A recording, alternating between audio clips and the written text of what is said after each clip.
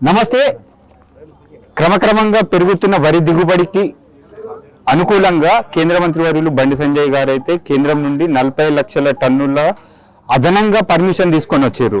కానీ ఇక్కడ రాజన్న సిరిసిల్ల జిల్లాలో పరిస్థితి వేరేగా ఉంది. గతంలో రైతులు అమ్ముకున్న ధాన్యానికి ఇప్పటి వరకు కొందరు రైతులకు ఇప్పటి వరకు డబ్బులు జమ కాలేదు. అదే అంశం పైన భారతీయ జనతా పార్టీ సిరిసిల్ల జిల్లా శాఖ ఆధ్వర్యంలో గతంలో ప్రెస్ మీట్ కూడా పెట్టింది. ఈ రోజు నిరసన చెక్కపల్లి బస్టాండ్ లో శాంతియుతంగా నిరసన వ్యక్తం చేస్తుంది. ఆ క్రమంలో పోలీసు వారు వ్యవహరించిన తీరు చాలా ఘోరంగా ఉంది. సో అది ఒక మండలానికి సంబంధించిన వ్యవహారం కాస్త జిల్లా వ్యాప్తంగా వచ్చింది. సో ఇదే అంశంపైన మనతో పాటు మాట్లాడడానికి రాజన్న సిరిసిల్ల జిల్లా అధ్యక్షులు రెడ్డబైన గోపి గారు ఉన్నారు. సో అన్నగారు నమస్తే.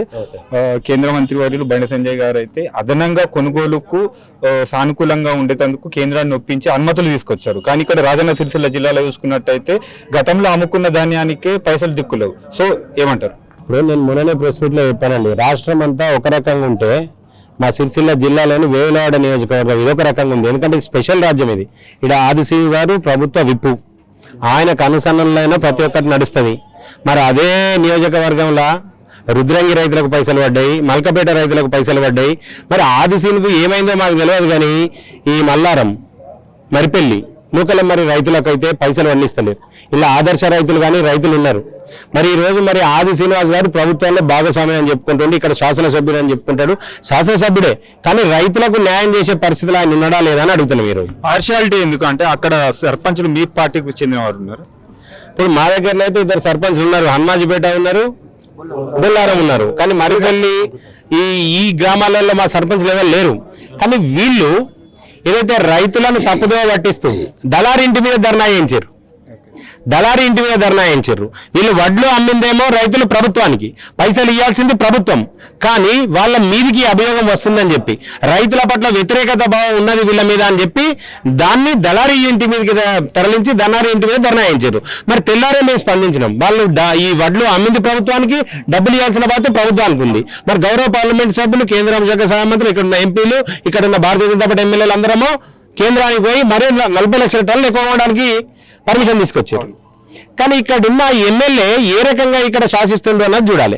అదే రకంగా ఈ రోజు మేము 3 రోజుల్లో డబ్బులు చెందకపోతే మేము ప్రొటెక్ట్ చేస్తామని చెప్పి కూడా ఈ రోజు ఆడియో గారిని కలుస్తాం అని చెప్పి చెక్కపల్లి బస్టాండ్లో ఒక 10 నిమిషాలు నిరసన ప్రవర్తిస్తుంటే ఎమ్మెల్యే గారి ఆదేశాల మేరకు టౌన్ సీఐ గారు భారతీయ జనతా పార్టీ కార్యకర్తల మీద చేసుకుంటారు. అసలు ఈ పోలీసులు ఏమనుకుంటున్నారు, అసలు వాళ్ళు ఏంది, వాళ్ళ పరిస్థితులు ఏందని అర్థం. ఈ రోజు కాంగ్రెస్ ప్రభుత్వంలో పోస్టింగ్ల కోసం ఊడిగం చేసే పరిస్థితిలో పోలీసులు చేస్తున్నారు. కనుక మేము కూడా ఇప్పుడు ఈ పోలీస్ స్టేషన్లో డిఎస్పీ గారికి పిటిషన్ ఇచ్చినాం. సీఏ గారు మేము చేసుకున్నారు మా కార్యకర్తల మీద, నాయకుల మీద అని చెప్పి వారి మీద చట్టపరమైన చర్య తీసుకోకపోతే ఎట్టి పరిస్థితులు మేము రానున్న రోజుల్లో మా ఉద్యమాన్ని ఉధృతం చేస్తాం. ఏదో ఒక్క పార్టీకి బానిసగా పనిచేయాల్సిన అవసరం లేదు. పోలీసులు అందరికీ పోలీసులే కనుక అన్ని పార్టీలను సమానత్వంగా చూడాలి. ఇక్కడ 2 అంశాలు ఉన్నాయి. ఒకటి రైతులకు డబ్బులు జమ కావాలి, ఇంకొకటి మీ కార్యకర్తలపై చేసుకున్న అధికారులు పోలీసులపైన చర్యలు తీసుకోవాలి. అంటే ఇప్పుడు ఎంత టైం ఇచ్చారు? సో ఒకవేళ చర్యలు లేకపోతే అంటే మీరు అనుకున్న పని కానట్టయితే ఎలా ఉండబోతుంది? ఇప్పుడు మేమైతే గత 4 రోజుల కింద ప్రెస్ మీట్ పెట్టి 3 రోజుల తర్వాత మేము ఉద్యమిస్తామని చెప్పినాం. దాంట్లో భాగంగానే ఈ రోజు ఉద్యమిస్తున్నాం. ఈ రోజు కూడా మేము చెప్తున్న ఆడియో గారికి వినతి పత్రం ఇచ్చినాం. వినతి పత్రం ఇచ్చిన తర్వాత ఒక 2 రోజుల్లో వారికి డబ్బులు పడనట్టయితే ఇక పెద్ద ఎత్తున కలెక్టరేట్ ముట్టడి కార్యక్రమం పెట్టుకుంటాం. అది మాత్రం కంపల్సరీ. ఒక 2-3 రోజుల సమయం ఇస్తున్నాం. 3 రోజుల లోపల డబ్బులు గిట్ట రాకపోతే కలెక్టరేట్ ముట్టడి కార్యక్రమం ఉంటుంది. ఆ పైసలు, వడ్ల పైసలు, రైతుల పైసలు వాళ్ళ అకౌంట్లో జమ అయ్యేదాకా కలెక్టరేట్కి వెళ్ళి లేచేది లేదు. దాన్ని పోలీసులు అప్పుడేం చేస్తారో కూడా చూస్తాం మేము. ఇప్పుడు అంటే డిఎస్పీ గారు మీతో మాట్లాడడం జరిగింది. డిఎస్పీ గారు ఏమన్నారు? సో రైతుల మీద కూడా చేసుకున్నారని మీరు ఆరోపిస్తారు. అటువంటిది ఏం లేదని డిఎస్పీ గారు, సిఐ గారు అంటున్నారు. సో ఎలా చూస్తారు మరి? మా దగ్గర ఆదర్శ రైతు మండలంలో ఆదర్శ రైతు నా మీదనే చేసుకున్నాడు అని చెప్పి మా రైతు చెప్తున్నాడు. పక్కకున్న ఆయన చూసిన ఆయన కూడా చెప్తున్నాడు. ఆ ఎవిడెన్స్ మేము చూసి యాక్షన్ తీసుకుంటామని డిఎస్పీ గారు చెప్పిండ్రు. యాక్షన్ తీసుకున్నట్టయితే మేము కూడా పోలీసుల పట్ల ఏ రకంగా అయితే రైతుల కోసం ఉద్యమిస్తున్నామో కార్యకర్తల కోసం కూడా అట్లే ఉద్యమిస్తాం. అన్ని కార్యాలయాలు ముట్టడిస్తాం. ఓకే, అంటే ఎంత టైం పీరియడ్ ఇచ్చారు కలెక్టర్ గారి ముట్టడి? మేము 3 రోజులు సమయం ఇస్తున్నాం. 3 రోజుల లోపల రైతుల అకౌంట్లో డబ్బులు పడినట్టయితే కంపల్సరీ కలెక్టరేట్ ముట్టడి కార్యక్రమం పెట్టుకుంటాం జిల్లా వ్యాప్తంగా. Okay, right.